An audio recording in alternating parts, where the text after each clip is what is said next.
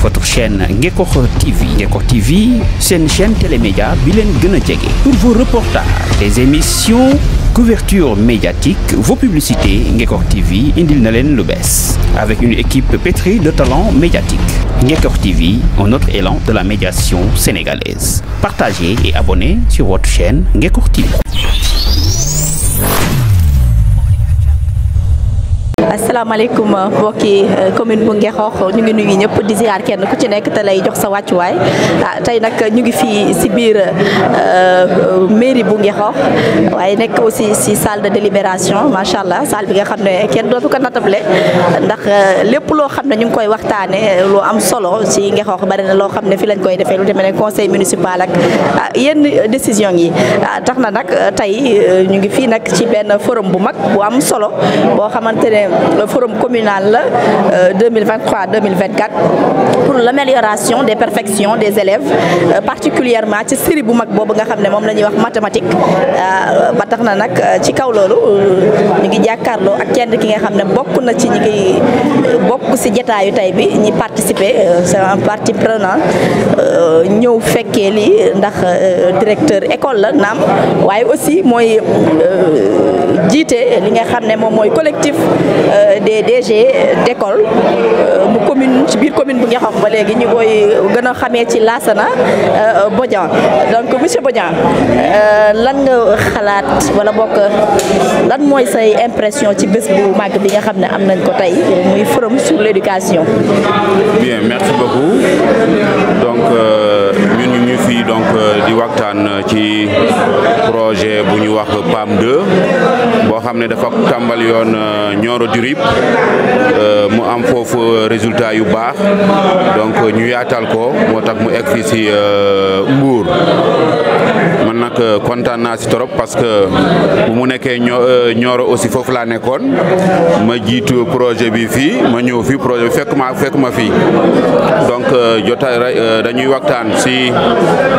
naka la ñu war a def pour améliorer les apprentissages en mathématiques au niveau de l'école élémentaire donc réunion bi daje bi am na solo lool donc dañoo indi présent parents d'élèves yi CGI tout directeurs yi SCOFI donc beaucoup de groupes ñu fi même imam mu ñu fi donc ñun ñëpp c'est un bon programme boo xam ne il est d'abord inclusif et participatif. macha allah dégg nga ni mu ko tontoo ñëw na si forum bu mag boobu maanaam lël la boo xam ne yéen ñi nga xam ne yéen a ŋànk li nga xam ne moom mooy wàllum jàng ak jàngale ak yeneen kuréel yi nga xam ne aussi lu demee ne presse bi tey ñun invité nañ ñu ci en tant que des acteurs lu demee ne chef coutumier yi lu demee ne imam yi ak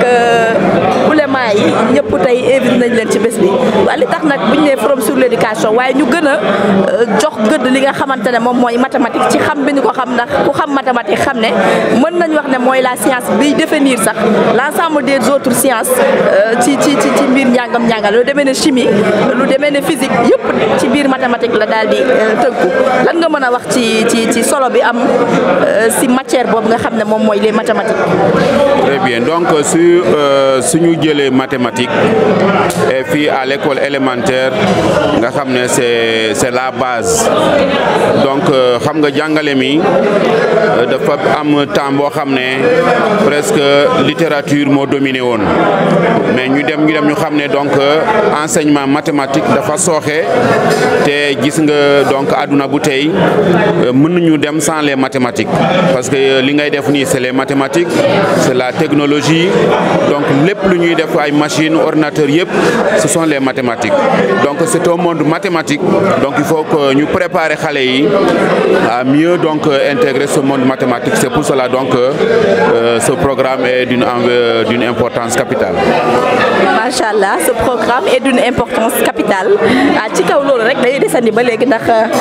jigéen ñi surtout man gente féminine bi maanaam xale yi jigéen yu ndaw yi parce que dañuy xool na bu ñu déparé dem ba lycée dañuy daal di gis ne góor ñi ñooy ëpp li ñuy dem ci série scientifique yi loolu yéen en tant que directeur d'école ban liggéey ngeen war a def ci wàll boobu ba fexe jigéen ñi vraiment ñu mën a intéressé aussi matière scientifique yi en l'occurrence aussi mathématique bi nga xam ne mooy mooy la base de toutes les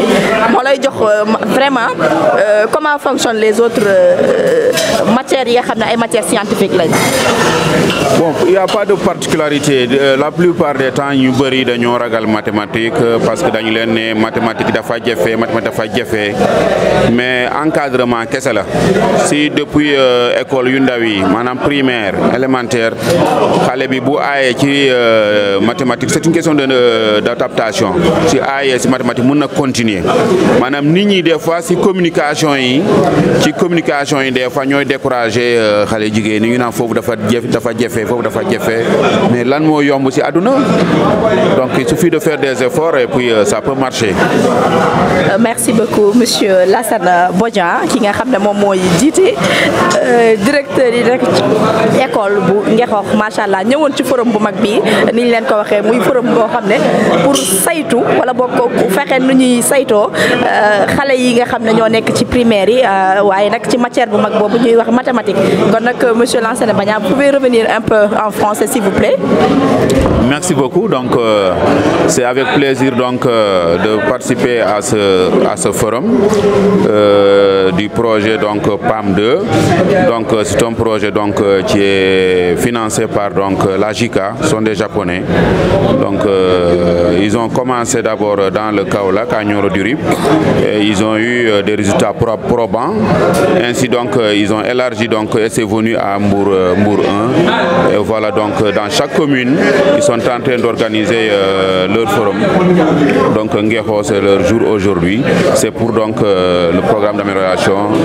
dans cet apprentissage en mathématiques. Mais c'est satisfaisant.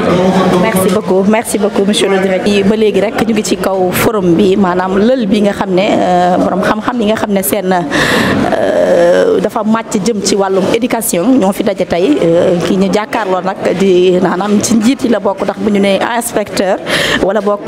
de district macha allah muy monsieur Mboup tey nekk ci li nga xam ne moom moo présenté sax le forum ñu jàkkaarloog moom kon nañ la laajte rek monsieur Mboup lan tey nan nga ñu mën a wax tey ci jataayu xam-xam bu toll nii. Voilà, je vous remercie ci opportunité bi ngeen ma jox pour ma mën a wax ak askan bi sensibiliser leen sur cette question-là li ñu fi dajale justement mooy améliorer l'enseignement des mathématiques. Faire en sorte que xale yi gën a performant ci njàngum science principalement mathématiques. Donc depuis quelque temps ñoo ngi organiser ay fora bërki démb laa jógee ci Ngapparu ak Somone tey Ngexoox la donc bu ñu nee forum dañuy xalaat ay résolution ça veut dire engagement yoo xam ni dañ koy tënk mu tënkuñu tey engagement yoo xam ne nii buñ ci doxee yaakaar nañu ni dina indi vraiment li ñuy séntu mooy ay xale yoo xam ni am nañ xarañte ci njàngum science njàngum mathématique voilà. Ok monsieur l'inspecteur ñu koy fàttali rek muy monsieur Mboup de inspecteur bi nekk ci au niveau district monsieur l'inspecteur du chef de district c'est comme ça ci kaw loolu rek defe naa wax naa ko sax sànq sa benn le directeur d'école di sa naataango ci kaw loolu ñun dañoo gën a gis li ñu gën a accentuer sax lu tax xale jigéen ñi fonk ñu lool wala bokk du ñu sori ci science yi wala bokk mathématique boobu. Bon xam nga moom lay souligner sànq xam nga la plupart du temps ci côté jàngalekat yi surtout lay wax d'abord dañu def enseignement des mathématiques un mythe wala les maths un mythe dañu naan xale yi ci seen discours de façon implicite duñ ko tey sax la plupart du temps naan maths dafa jafe xam nga xale nag boo dëkkalee ci moppam dafa jafe évidemment mbëggeel gi mu war a am ci discipline bi du ko am et ce faisant bu defee ba am possibilité defi leneen bu da koy defi maintenant comme je dis loolu ci li ñu fi dajale ci la bokk sensibiliser parents yi ñuy waxtaan ak xale yi ñuy waxtaan ak jàngalekat yi ñu gën a jege école bi comme ça en tout cas promotion bi ñu bëgg ci mathématiques yi parce que fi mu ne nii ku nekkul scientifique moom bokkatu adduna bi ni muy doxee on a tout intérêt ba suñu xale yi di fréquenter les filières scientifiques comme ça vraiment dinañ mën a participer vraiment au au monde au développement bi ñu ko bëggee quoi. macha allah comme ni mu ko waxee mathématique àdduna lépp mathématique la ndax kenn ëppalewul ne dans l'ensemble yi nga xam ne mooy science yi mathématique moom mooy définir li nga xam ne sax mooy seen fonctionnement lu demee ne chimie lu demee ne science physique yëpp mathématique moom mooy base bi donc ci kaw loolu rek tey ji xam nañ ne nag ay résolution la comme ni nga ko waxee waaye am na tamit ay engagement donc en tant que chef de district yan engagement ngeen jël tey ci bés bi ñu war ko mën a retenir. voilà comme ni ma ko waxee sànq bu ñu nee forum rek ñoo ngi cee xaar résolution quoi waxtaan la boo xam ne nii dafay aboutir ci benn résolution boobu nag mooy prise d'engagement yi ngay wax donc ku nekk fi nga féete muy man mi am na ay engagement yi ma jël muy monsieur le maire jël na ay engagement muy les autres acteurs présents muy directeur d'école comme CGE et APE et autres jël nañ seen engagement donc bi ñu doon gën a xaar nag mooy du maire parce que moom fi ñu koy xaaree mooy fi gën a diis mooy reprographier les cahiers d'exercice ba xale bu nekk mën a am benn cahier parce que projet bi muy joxe dafa joxe un cahier pour 2 élèves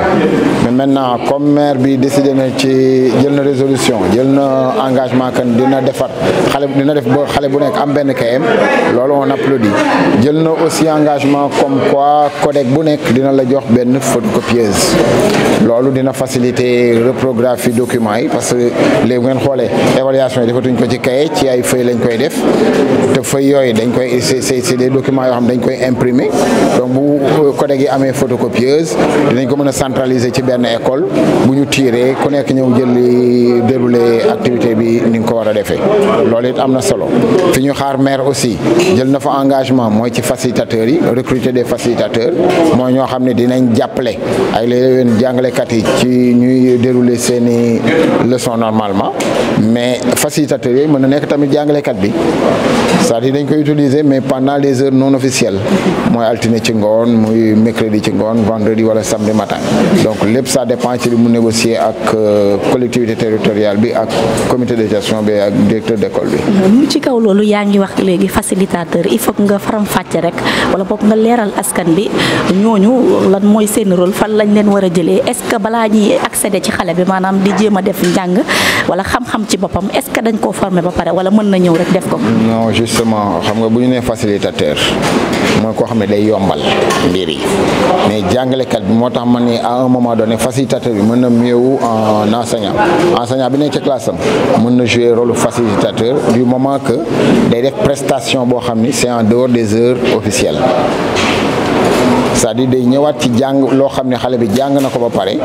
am na ci éprouvé dina ci ay difficultés mu ñëw pour dimbali ko accompagner ko ba mu réussir la tâche maintenant cette personne peut aussi provenir de la communauté mën nañ ko am koo xam ne ni niveau d'étude am baax na c'est avancé am na temps bu muy consacrer xale yi bu ko defee day jokkoo ak maître bi explique ko li muy xaar ci moom mu dérouler le lendemain mu rendre compte enseignant bi ci li mu jot def ak xale yi loolu mooy facilitateur quoi donc mën na nekk un membre de la communauté comme mën na nekk enseignant bi. ndax loolu dafay am rémunération ci ginnaaw. waaw moom la ñuy wax boo déggee ñu ne recrutement rek ça veut dire que am na la ñuy xaar ci ginnaaw am na ne serait-ce que comme dañuy déplacé wu heure yoo xam ni état bi fayu leen ko donc li gënoon a rafet mooy wut am ndàmpaay wala transport parce que ñu ci bari dëkkuñu fi mais boo leen ko joxee ni leen jàpp leen ci lii ngeen dimbali woo ko transport defe naa ne ñu ci bari dinañ ko mën a def parce que diisul tamit appui bi ASC autour de 20 000 15 20 000 25 000 c'est selon les possibilités de la mairie et les possibilités du CGE ñoom ñooy def proposition waxtaan ci ak jàngalekat yi et je sais qu'en âme et conscience ñoom c'est des gens vraiment responsables te ku nekk bëgg nga à la fin de l'année ñu ni sa classe moo baax donc ils ont tout intérêt à jouer ce rôle de facilitateur. Machallah, donc est-ce que vous pouvez revenir un peu en français? Voilà, donc je vous remercie de cette opportunité que vous me donniez de m'adresser à la communauté éducative de Ngexokh. Ici, nous sommes réunis ce matin à la mairie pour parler d'un thème, c'est-à-dire comment améliorer les performances des enfants en mathématiques. Donc c'est une activité qui est en train d'être déroulée depuis quelques jours dans plusieurs communes de Mbour. J'en suis à ma 4e. Et voilà, donc il s'agit de convier les différents acteurs de l'éducation allant de la collectivité territoriale